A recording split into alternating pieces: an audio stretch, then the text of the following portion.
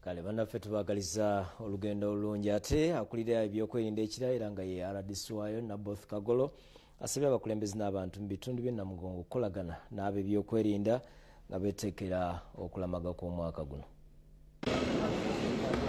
Abakulembeze mu bitundu by'ekira nga bakulembeddwamu akulira ebyokwerinda nga omubaka wa pulezidenti mu kitundu ekyo Naboth Kagolo batuuzizza olukiiko lw'ebyokwerinda nga beeteekera okulamaga kw'omwaka guno Lwomukaaga. Olukiiko lwetebemu n'abavuzi ba bodaboda ssaako aba takisi nga lukubiziddwa Stephen Tanuya adumira poliisi mu kampani Emirano nga lw'omu n'adumira ebikwekweto bya poliisi AIGP John Wagira.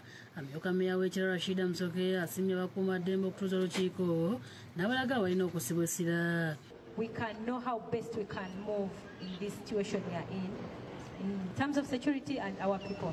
So we are very much welcome. Yetanu yasabye abakulembeze okulagana obulungi nabo okunyweza ebyokwerinda okutangira ebikolwa eby'obutojjo. So olwekyo wendeberere batuuze obulisikira division alert working with the security as teams. Okusinziira ku Tanuyi baladdewo ekifo okukumira abaana babuze ssaako n'abakadde. There are people who are going to get lost. Sindi chairpersons LC1, LC2, LC3, but councillors. When somebody gets lost, a child is found, we need to direct them to the police. Basente basabye okubawa ebiwawula ku balamazi abalala basobole okukolera awamu n'ab'ebyokwerinda. Moving in this area to take as if they what? They are chairman. How are we going to identify we ourselves as chairman? Bategeeza nti banneeko n'ababodaboda nabo bafuuka kizibu e Namugongo. We used to act as the security lights. Olwo akudidde bachairperson temutulabawo naffe tufugira ddala abantu bali abalala ababulijjo ennyo. Kyokka bamu ku bakulembeze balumiriza poliisi ate okolagana n'abamenyi b'amateeka ne bakabya abalamazi akayirigombe. Abakozi b'ebikolobero kituufu balabibwa bakwatibwa naye bwe baleeta ssente bateebwa. Ate IGP Wagira abasubye okulopa buli muntu gwe beekengera. If you see something suspicious, kitegeerekeka.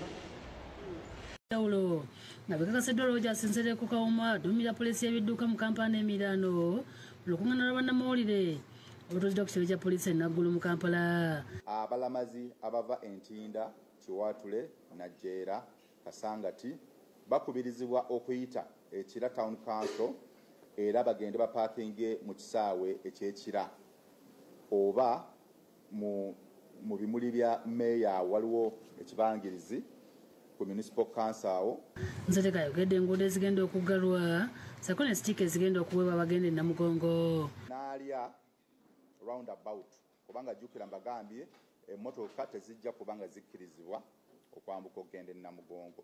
N'abo abantu bonna abasula awo mu bitundu ebyo tubakubiriza okupulaninga obudde wamwe nga bukyali tuleme okubatataaganya ennyo. Ng'ate sitiika eno mulina okumakinga sure nti mugitadde ku ndabirwamu yammwe ng'erabikirawo mangu abakulu b'amakanisa ba Kereziya ey'Ejjinja be bagenda okuba n'eno sitiika. Nadine basangiddwa ku kigo ky'abajulizi abakristaayo e Namugongo okuli omulabizi Awumula Jackson Matovu basanyukidde ekya President Museveni okussa omukono ku tteeka erikugira ebisiyaga mu ggwanga. Tteeka erikugira abali b'ebisiyaga kigambo kikulu nnyo ndowooza nti buli munnayuganda yandikikubidde mu ngalo. Reverend Esau Bosa Kimanje nga yavunaanyizibwa ku bigo by'abajulizi abakristaayo President Museveni amwogeddeko ng'omuzira. Manyi bingi ebigenda okujjirako naye nakkiriza okuyimirira twagala okwebaza ennyo. Abalamazi abatuuse e Namugongo olwaleero kubaddeko abavudde Mbarara ne Bushenyi era nga basanyufu bya nsuso.